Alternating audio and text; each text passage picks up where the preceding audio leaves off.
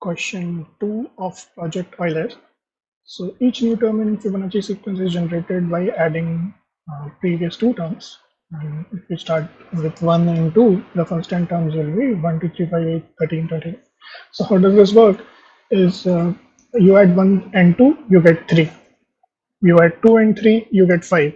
So every term is sum of previous two terms. So Fibonacci sequence is quite popular.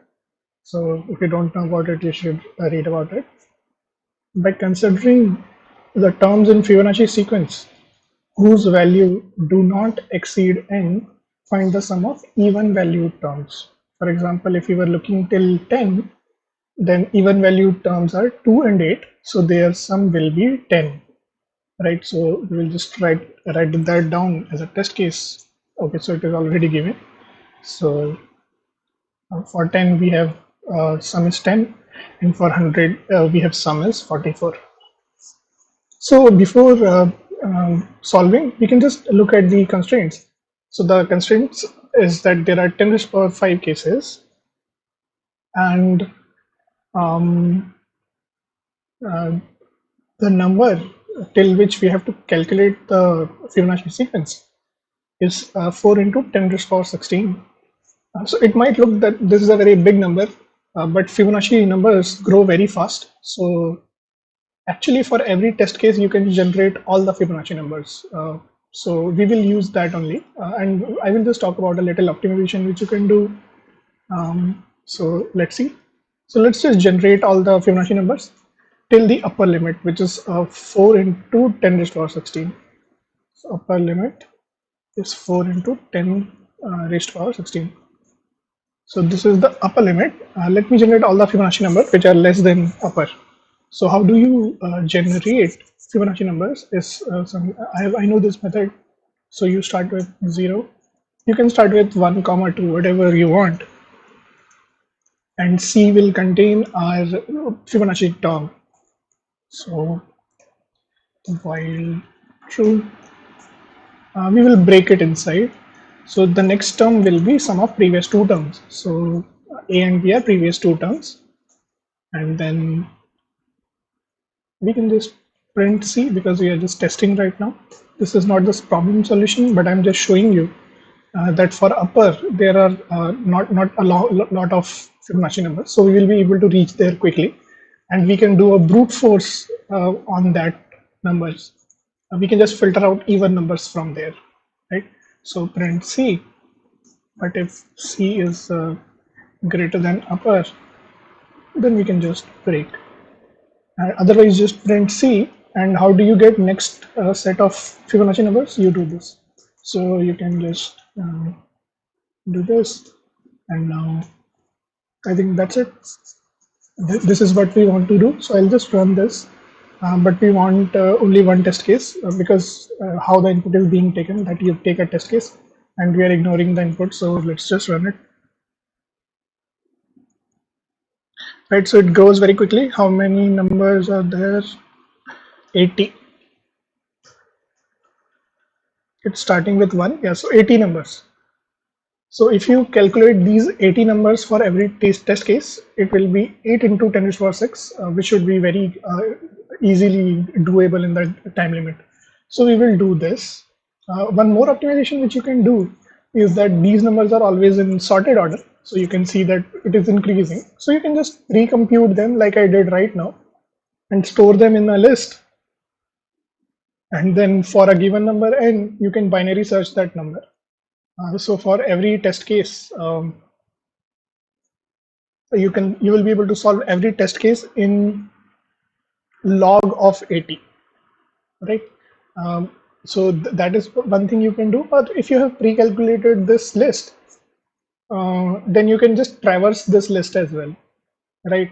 So that you don't have to generate the numbers again and again. So that will also pass.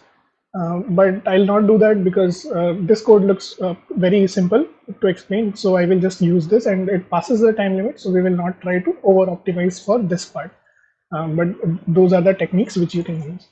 One more thing which you can observe is the Fibonacci sequence looks like something like this.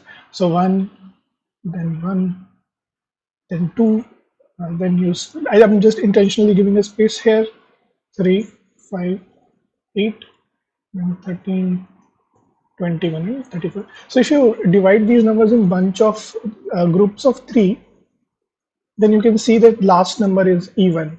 So like all the even numbers have a gap of 2 between them. So you can use this pattern and build a different kind of formulation here, which might be a little bit faster, but we don't need it right now, so I will not do it. Right. So this is mostly the solution we need, because we have generated all the all the Fibonacci numbers. We just remove this upper, and we want to break when we are greater than the input, which is n.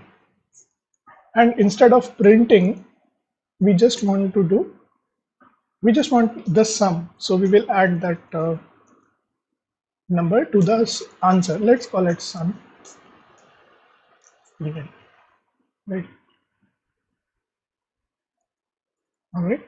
So this is it, and we just return that, or we have to print it actually. So sum of, okay, even. Yeah. Right. So this should be the answer. So let's run it again, the given test cases. So it is giving 19 and 231, which is obviously wrong, but we have not checked that that number is even. So if C, so we don't need brackets in Python, right? So if it is even only, then we need to add it. We don't need brackets here as well, right? So this is what we want to do. Let's try to run it once more. So this is giving us correct answer. So what I did was I generated all the Fibonacci numbers, and we just filtered out the even ones. So as I explained earlier that this is not a very large number when we look at the growth of Fibonacci numbers. So we can just calculate it for every test case. So this should be the solution. And if some of you don't know what is this, I'll just explain it quickly. Right. So initially A and B are 0 and 1, because we are starting from here. So now A and B are 0 and 1. To calculate the next number, we just sum them. Right. So now we have computed till here. Now if I want to compute here, which is 2, we have already computed till here. Now what I do is I just exchange A with B. So A was earlier here, A will come here, and B with C. So B will come here. So basically A and B will always point to previous two numbers, and C will be their sum, which will be the next term for Fibonacci sequence. So that's it, and I'll try to submit this code. So this, all right, so it is taking some time, but it passed for all the test cases. So we will leave it here. And if you want to solve the original problem, where basically you have to do exactly the same thing, but the value does not exceed 4 million. So we will just run that test case here. We will copy paste that value there. So 4 million is 4 with 6 zeros, and we run that code. And whatever answer we get, we should be able to paste it there. So the answer is 4613732.